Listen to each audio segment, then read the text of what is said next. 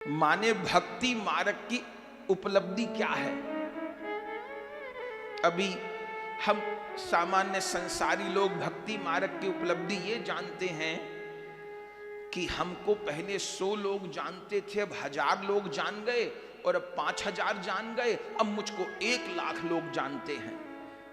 पहले केवल 10 लोग पैर छूते थे, अब 100 लोग छूते हैं, अब 1000 छूते हैं, अब लाख छूते हैं।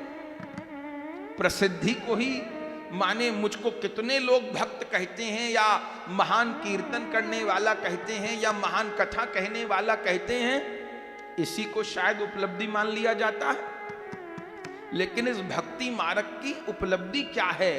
बोले अचरज भयो नयो तेरो यहां लो प्रवेश भयो, कि प्रभु के नित्य धाम की अनुभूति हो, प्रभु के लीला राज्य में प्रवेश हो। केवल बाहरी बातों में मत रह जाइएगा मेरे भाई बहन। कीर्तन का फल क्या है? कीर्तन का फल है प्रिया प्रियतम की अखंड स्मृति। केवल बाहरी बातों में मत रह जाइएगा मेरे भाई बहन। हम लोग समय पास करने नहीं बैठे, हम लोग भक्तमाल कथा के माध्यम से, भक्त चरित्र के माध्यम से कैसे हमारा चित्त प्रिया प्रियतम के चरण कमल में अनुरक्त हो, इसके लिए बैठे। इसलिए बाहरी बात थोड़ा सा भी विक्षेप, इधर देखना उधर देखना, वो सहन नहीं। यही चित्त रखना होगा। उपलब्धि हो, ये भक्त चरित्र यथार्थ में भक्ति प्रदान करने वाले हैं। भगवान की कथा सुन के भक्ति मिले कि नहीं मिले उसमें संशय है, लेकिन भक्त की कथा सुन के तो भक्ति प्राप्त होती होगी।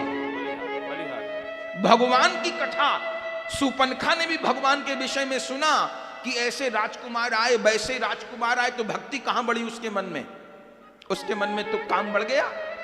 शिशुपाल ने भी भगवान की कथा सुनी तो उसके मन में भक्ति कहां बढ़ी? द्वेष बढ़ गया। कंस भी रोज कृष्ण कथा सुनता है कि आज श्री कृष्ण ने ये किया, आज श्री कृष्ण ने ब्रज में वो किया। कंस के भीतर कहां भक्ति बढ़ रही? भय बढ़ रहा, द्वेष बढ़ रहा। तो भगवान की कथा सुन के हो सकता है भक्ति न बढ़े, और बढ़ भी जाए, पर न बढ़े ये भी हो सकता है। पर भक्त की कथा हृदय लगा करके सुने तो भक्ति प्राप्त होगी, और ये भक्ति ही हमको भवसागर से पार करके प्रिया प्रियतम के चरण तक पहुंचाए। ये जितने साधन हैं ये इसीलिए हैं